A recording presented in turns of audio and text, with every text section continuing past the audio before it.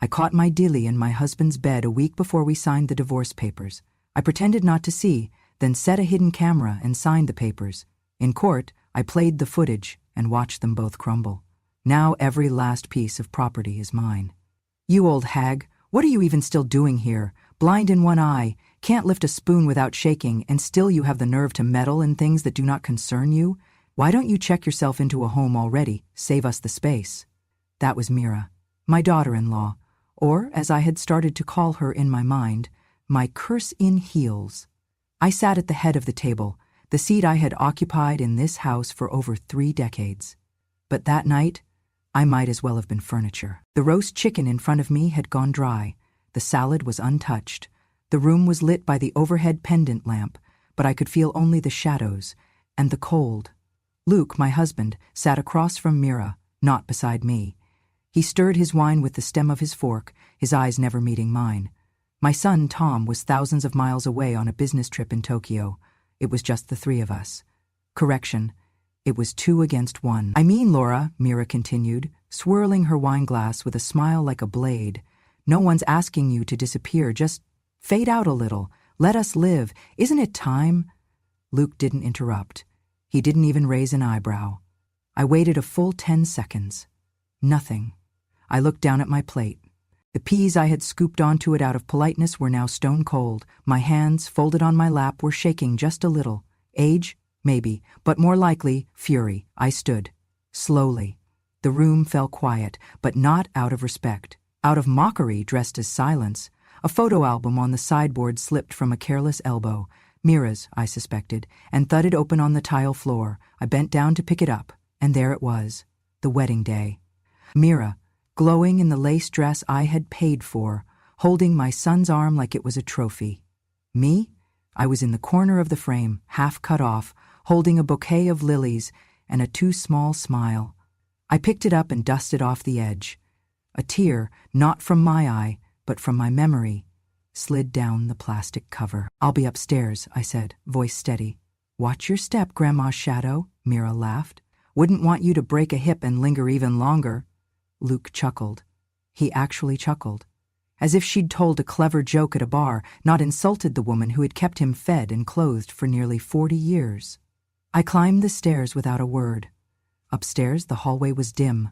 I passed the guest bedroom, the one Luke had been sleeping in for 3 months now. He had claimed it was due to my snoring, but I knew it was something else. I just didn't know how deep the rot had spread. I reached our old bedroom. Mine now, really.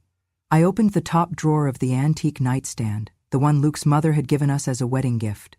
Under a layer of scarves and loose pens was a black box, no bigger than a matchbook. The camera. 2 weeks ago I had driven 3 towns over to buy it. I told the store clerk it was for checking on the housekeeper. He didn't ask questions. I placed it carefully behind the curtain rod bracket, facing the hallway.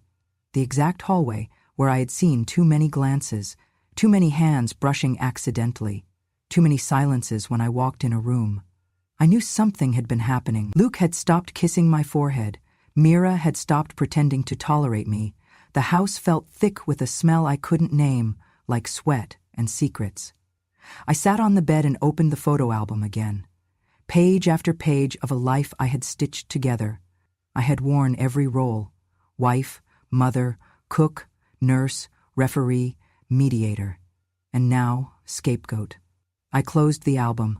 I tucked it back into the drawer. Downstairs I heard clinking glasses and Luke's voice, low, relaxed.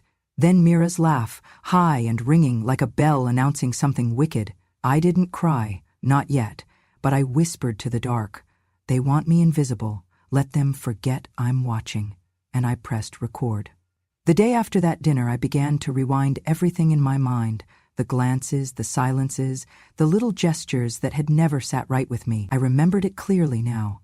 3 months ago, Luke had come into the kitchen for a glass of water and found Mira already there, wearing one of those slinky robes she liked to parade around in when Tom was out. I had walked in just in time to catch the moment her hand grazed his as he reached for the same glass. They both froze for a beat too long. "You should really keep your eyes off your son's wife," I had said casually, brushing past. Luke had only chuckled. "Huh, you're being dramatic, Laura. She's just comfortable around us. Us. Not me. Us. Then, there was the afternoon I came home early from the library. Mira was in Luke's study, helping him organize paperwork. She was sitting too close. His chair had been turned to face hers. When I cleared my throat at the doorway, they sprang apart like teenagers caught in a lie. "Mom, please," Mira had laughed. "Luke was just helping me figure out the insurance folder. You know how confusing those things are." Luke didn't even try to explain. And Tom, sweet, trusting Tom, was halfway across the world in Tokyo, managing a major merger for his firm. He checked in every few days, but his voice was always rushed, full of updates and jet lag. I did not want to ruin his focus, not unless I was certain. So I decided I would become certain. I waited until the house was empty one afternoon. Luke had gone to a golf tournament with some of his old business partners, and Mira had taken a personal spa day. I took the opportunity to retrieve the camera again. I chose the guest room, Luke's new room, where Mira had been visiting a little too often. I placed the camera at the top corner of the wardrobe, nestled between a row of unused baseball caps. It had a clear, unobstructed view of the bed and door. Perfect. I checked the feed on my tablet, live stream clear, sound working, battery full. I felt like a spy in my own home, and it should have made me sad, but honestly, it made me feel alive. Back in my own room, I sat on the edge of the bed and looked down at the stack of papers Luke had handed me a week ago, our divorce agreement. He had been quiet about it, almost polite, said we had grown apart, said it would be cleaner this way, said I could keep a comfortable allowance and he would move some assets around. What he meant was, "Here's your bribe, now disappear." I signed the papers with a hand steadier than I expected. My heart was breaking, yes, but not because I was losing Luke. I had lost him long ago. It was because of the betrayal behind it, the insult, the assumption that I would go quietly, like a worn-out coat hung on a nail. When I finished signing, I walked to the mirror. I stared at myself, 68 years old, wrinkles like fine pencil marks along my eyes, hair graying but not gone, and eyes sharper than anyone had bothered to notice. I whispered to my reflection, "Let's give them a performance worth remembering." Downstairs, the front door creaked open. I heard Mira's voice float through the hallway, humming. I checked the tablet. Camera, on. Memory, recording. I sat in my rocking chair and picked up my knitting. I was making a scarf for a child I had not met. Tom's and Mira's first, whenever they decided to start a family. A future I no longer prayed for. The yarn moved beneath my fingers, but my eyes were locked on the hallway, waiting for truth to come upstairs. It happened on a Wednesday. I remember the weather because I had hung the sheets outside. It was bright, with just enough breeze to make the linens dance. A quiet day, the kind of day that betrays you. Luke had told me he was going into town. Mira said she was meeting a friend for coffee, but I forgot my reading glasses and came back unexpectedly from the pharmacy. As I climbed the stairs, something felt off. A sound, muffled. Not the television, not voices in conversation. No, I opened the guest room door. There they were, Luke and Mira, in our bed, my bed. His hands were on her bare waist, her legs twisted in sheets that I had folded 2 days ago.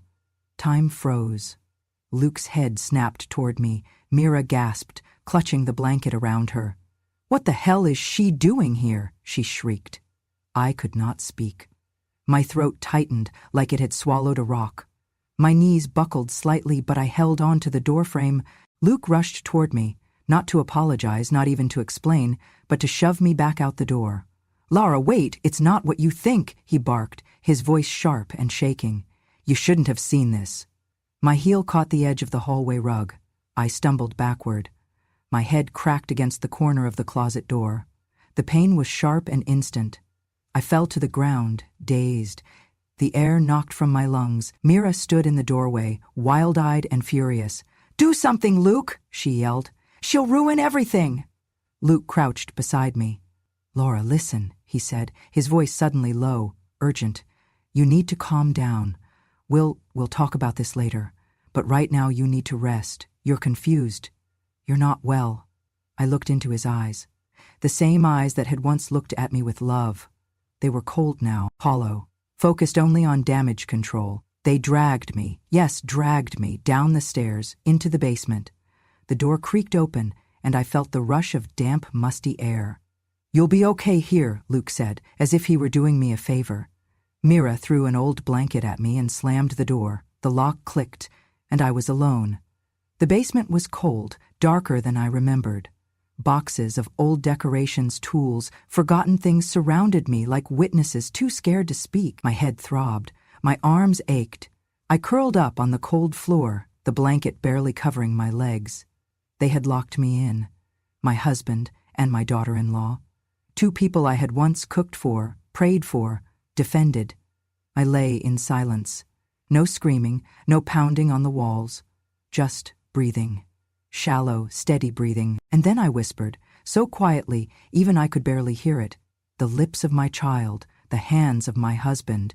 "You are killing the last piece of me. But not all of me. Not yet." From the basement I could hear them. Their voices drifted down through the thin vent in the ceiling. Luke's low and calculating, Mira's sharp and impatient. "She's going to tell Tom," Mira hissed.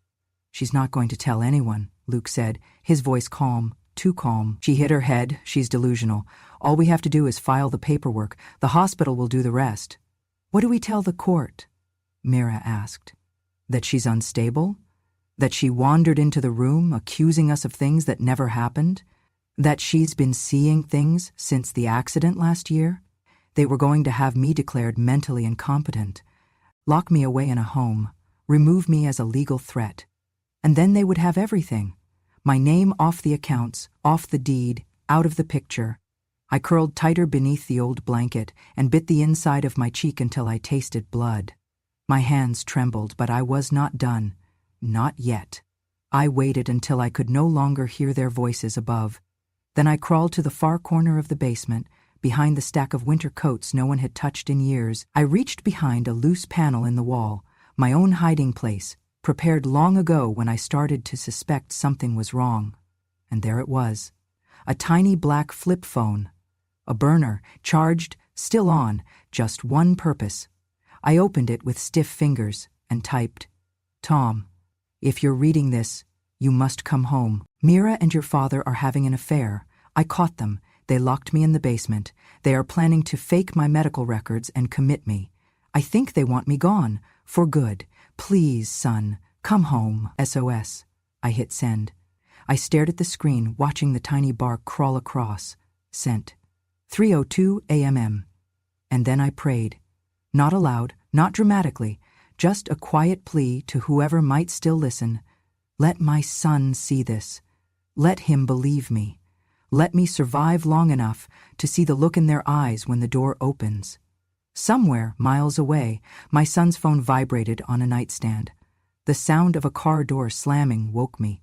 Not the usual kind, this was fast, sharp, purposeful. Footsteps on gravel, then silence. Then more steps, the side entrance creaked open. And then, a voice. "Mom?" I shot up, banging my shoulder on the edge of an old shelf. My heart surged. "Tom?" I called, my voice barely a rasp.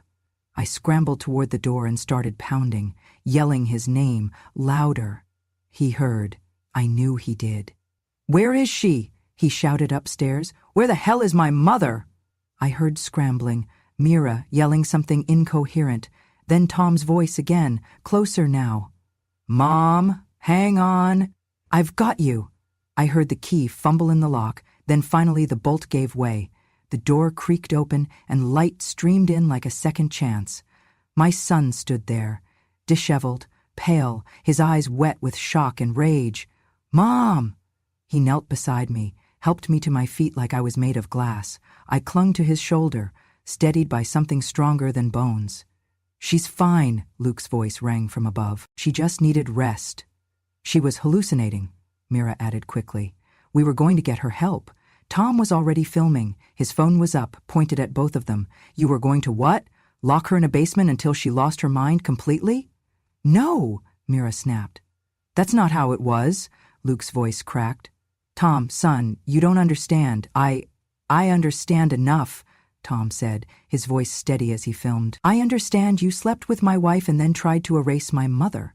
Mira burst into tears, but it was hollow, her mascara running like mud. I stood straighter. My hair was wild, my blouse stained from the dust, but my spine was made of steel. Tom turned to me, lowered his phone for a moment. "Mom, what do you want to do?" I looked at them, Mira trembling in fake grief, and Luke unable to meet my eyes. Then I turned to Tom and said quietly, "I don't need their tears. I need the truth to have weight. And today, it does." That was the moment. The moment everything shifted, not with screaming, but with proof. 3 weeks later, we were in court. Tom had flown back and forth between legal appointments and meetings with our attorney, gathering every bit of evidence, the recordings, the texts, the basement photos, and of course, the footage. I had signed the documents myself. A formal civil suit against Luke and Mira for unlawful imprisonment, elder abuse, and adultery. The courtroom was packed. Family law cases usually don't draw a crowd, but betrayal like this has a scent, and people follow it. Mira sat at the defense table in a sleek black blazer and pearls too big for her neck. Luke beside her, grayer than I remembered, tapping his thumb against the table edge like it could save him. Tom sat between me and the lawyer. He never took his hand off my arm. The judge entered. The session began. Opening statement were brief. Our side stuck to the facts. Locked basement door, hidden phone, the affair, the footage. Their side denied everything. Confusion, misunderstanding, a difficult time for the family. And then the moment came. Our lawyer stood and said, "Your Honor, with your permission, the plaintiff would like to introduce video evidence into the record." The judge nodded. "Proceed." Tom reached into the case folder and slid over a flash drive. The screen in the courtroom flickered. First a quiet view of the guest room, the bedding, the light afternoon shadows. Then the door opened. Luke entered, then Mira, laughing, kissing. He lifted her by the waist and tossed her onto the bed. No one spoke in the courtroom. The footage wasn't graphic, but it didn't have to be. What it showed was enough. Luke's shirt came off. Mira's laughter rang through the speaker system. And then, the moment I walked in, the gasp, the push. The frame shook as I hit the ground, gasps from the courtroom. Someone covered their mouth. Mira leapt up from her seat and bolted out the side exit, her heels echoing down the hall. Luke just stared at the floor. The judge called a brief recess. Tom turned to me. His eyes were damp. He stood and helped me up from the bench. And right there, in front of everyone, he wrapped his arms around me. I had not felt his embrace like that since he was a boy. When court resumed, our lawyer stood and said, "Your Honor, the tape says more than I ever could. My client is not delusional, she's not unstable. She is a mother, a wife, and a victim of betrayal so deep it cuts through blood and bone. We do not seek revenge today, we seek justice, and she deserves every inch of it." The judge agreed. Luke was ordered to relinquish all shared property, and Mira's claims were dismissed entirely. Every last piece of what they tried to steal was mine. Not because I screamed, but because I endured. The judge's voice rang steady through the courtroom. In light of the evidence presented, this court finds the defendants, Luke Harrison and Mira Harrison, responsible for unlawful confinement and abuse, and hereby transfers all jointly held assets, including the primary residence and business interests, to the plaintiff, Laura Harrison. There was no gasp from the defense, just silence, dead and heavy. Luke kept his eyes on the floor, his hands clenched. Mira never returned to the courtroom. Her seat remained empty, just like her promises. I looked down at my hands, wrinkled, veined, strong. These were the same hands that once cooked for both of them, helped raise their child, cleaned up after their messes, and now held the deed to the very home they tried to bury me beneath. Tom stepped forward during the proceedings and requested custody of their son, Ethan. A separate hearing would follow, but the judge made note of the emotional instability shown by Mira and her documented abuse of his mother. Everything had shifted. Their illusion of power had evaporated, leaving only their guilt to echo between them. As the gavel came down, finalizing the ruling, I did not smile. I did not cry. I stood and gathered my purse. Outside the courthouse, a few local reporters gathered, tipped off by the whispers of a case more cinematic than the movies. One young reporter, probably younger than my grandson, lifted his mic and asked gently, Mrs. Harrison, any words for those watching? I looked at him, his fresh eyes, his trembling mic, the way he waited for me to either collapse or explode. Instead, I straightened my coat, stepped closer to the camera, and spoke softly. I did not come here for revenge. I came to remind them that the voiceless can speak, and sometimes the one they call a burden is the only one holding the key. He blinked, stunned by the calm. I turned and walked away. Behind me, the courthouse loomed tall and cold, but I did not feel small anymore. They took so much from me, my trust, my home, my dignity, but I took it back, every single piece. And I did it without screaming, because wisdom, when sharpened, cuts deeper than any scream ever could. The first night back in the house was the hardest, not because it felt haunted, but because it no longer did. The memories were still there, but they no longer held me hostage. They had become quiet photographs in the hallway, things to look at, not live in. I walked through each room with a soft cloth and a quiet heart. Dust had settled in the corners like old memories, waiting to be swept out. I took my time.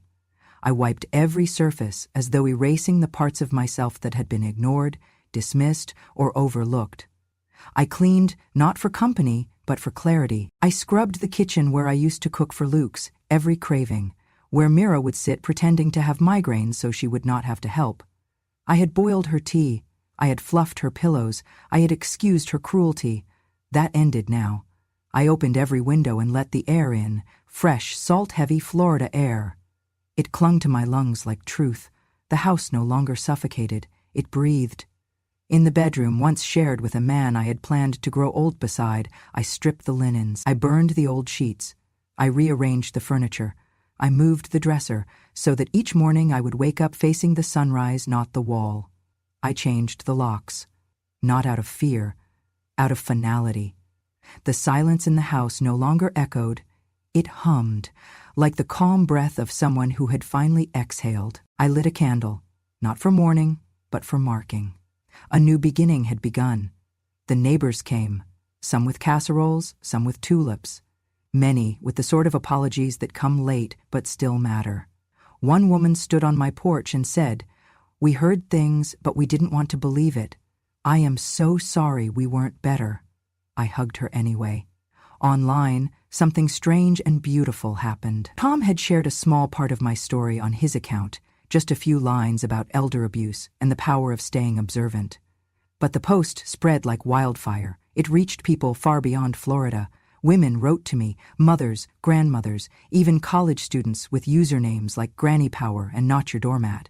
They said I reminded them of someone they loved, or someone they lost, or someone they had become and had forgotten how to love. A woman from Georgia mailed me a letter. It was handwritten on rose-scented paper. I thought silence made me safe, but you reminded me, silence only makes them stronger. Thank you, Grandma Laura. It made me cry, but not from pain. I cried because someone out there still thought a grandmother mattered. One morning, while pulling weeds in the front yard, a young woman in a floral blouse approached. She was a local teacher. Her voice was trembling but clear. "Would you speak to my students? They're mostly teenage girls. A lot of them come from homes like you described." I said yes. The school was modest. A few desks missing screws, posters peeling from the walls. But the girls? They had eyes like open books, hungry for stories that told the truth. I stood in front of them and said, "Strength does not always look like fists or fire. Sometimes, strength is an old woman hiding a phone in the floorboards because she knew she had to outsmart two people who thought she was disposable." They laughed. Then they cried. And when I walked out, I felt 10 feet tall. Taller than I had in decades. Tom came every Sunday. He helped me fix the porch swing. We repainted the mailbox. He brought Ethan, who ran into my arms like he had never stopped being my grandson. As if the love never broke, only bent. Ethan asked for stories, not explanations. I told him how I met his grandfather at a fair in 1972, how I danced barefoot in the rain on our third date, how I once ate an entire watermelon with a spoon and a paperback book. He laughed and said, "Grandma, you're so cool." And this time, I believed it.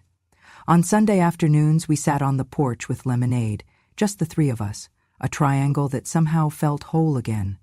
Tom once looked at me long and quiet and said, "I should have seen it sooner." "You were busy being someone's husband and someone's father," I said, sipping my drink. "Now you just get to be someone's son again." He nodded. That moment didn't need anything more. I kept busy. I joined a support group, not to speak at first, but to listen. Women told stories like my own, of bruises that never showed, of insults shaped like compliments, of inheritances they were never allowed to touch. When I did speak, I did not raise my voice.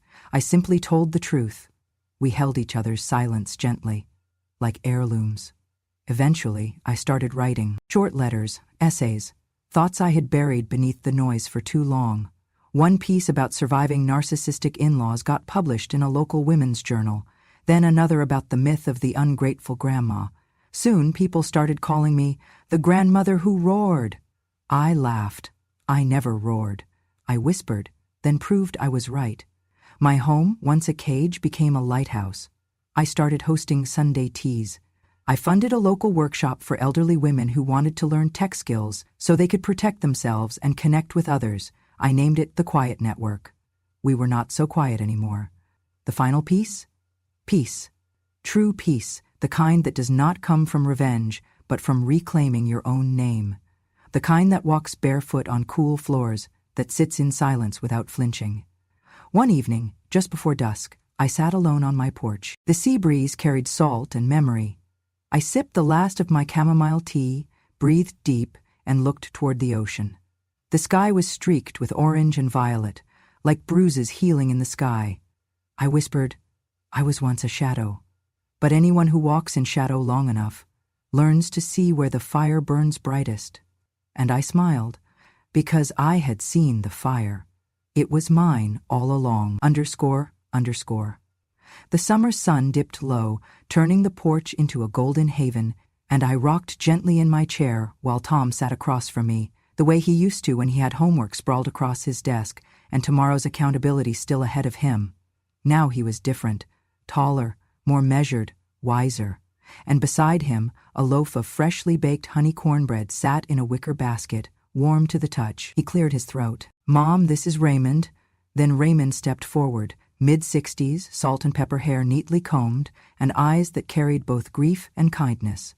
He gave a slight bow of his head before offering me the bread, his hands unwavering. "Thank you," I said, accepting it. "Tom tells me you're a mason." "General contractor," he corrected politely. "We restore old homes up in Savannah. Saw the workshop sign on your front gate and thought, maybe you'd like a fresh loaf." I smiled, touched by the gesture. "That you did." We settled onto the porch together, the horizon aglow with promise. Raymond handed me a slice, warm and fragrant, and when I bit into it, the sweetness reminded me of simpler times. Apple pie cooling by the window, lemonade on scorching afternoons. He leaned back, his gaze drifting to the edge of the garden. "My wife Laura, same as you, used to bake cornbread for me when I was working late, made me feel like I wasn't alone." I set the loaf down. "That's a good woman." "She was," he agreed softly. "Patient, stubborn, kind. She taught me that sharing food is sharing self." I nodded. I'd learned that once too before the walls closed in. Tom cleared his throat. "Raymond told me about the restoration work here. You're thinking of helping Mom redo the front hall?" Raymond smiled. "Only if she'd let me. There's structural damage in the beam above the door. I thought it might be nice to repair it, reinforce it, start fresh." I breathed in. "Let's do it." Tom squeezed my shoulder. The weeks that followed were a gentle dance. Raymond showed up each morning in old work boots and a brown t-shirt, carrying tools and plans. He assessed the front hall, tapped the beam, measured, made notes. We talked while he worked, about sea patterns, about vintage diners, about grief and hope. One afternoon he crouched beside me while I pulled weeds. "That white rose?" he asked, pointing. "Your mother's favorite." I nodded. "She planted it the day Tom was born. It was supposed to be a gift for his bride." Raymond brushed a finger against the petals. "She had good taste." It made me laugh. And then I cried. Because it was true. He didn't flinch. He just sat beside me, quiet and supportive. The restoration began. New beam, fresh paint, a glass transom window above the front door so morning light could flow in. Each nail hammered felt like a small reclamation. By the time they hung the new light fixture, the house felt less like a prison, more like sanctuary. All the while, Tom visited nearly every day. He and Raymond would talk business. Raymond would ask questions about the kitchen layout, about where I keep my favorite teacup, how high to set the new cabinets. Tom would laugh, ask his mom questions, and then join in the conversation. One evening, after the work was done, Raymond invited me to dinner. Just the two of us and a couple of board games and a pot of basil soup made with tomatoes from my garden. We ate at my dining table, and for the first time in years, I felt calm. We talked about books and music, about how laughter sometimes arrives in hidden crevices. I taught him how to roll out biscuits, how to be gentle with dough. He responded by praising my hands, the ones that had stood the test of betrayal and time. "Your hands have stories," he said. "Every line is a chapter." That night, after dinner, Tom watched us with a small smile. I caught his eye and mouthed, "Thank you." The porch was our retreat. Some nights I sat alone, gazing out at the sea. Others, Raymond joined me quietly, joining my slow rock and my slowed heartbeat. We didn't rush anything. Sometimes we just watched the birds come home to roost. On my 72nd birthday, Tom surprised me with family and a small gathering of neighbors. Raymond brought flowers and cornbread again. Ethan presented me with a painting he had made, the white rose, vibrant and alive. Raymond looked around the table, quietly proud. "You did this," he said to me. "All of this." Tears pooled in my eyes, but they were not the tears of sorrow. They were relief, renewal. Later, we stepped onto the porch as dusk settled. I sipped tea, Raymond sipped lemonade, Tom wore that look of a son in awe of his mother. "Thank you," I said, my voice thick, "for seeing me when I thought I'd been erased."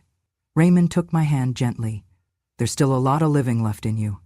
I nodded. Maybe.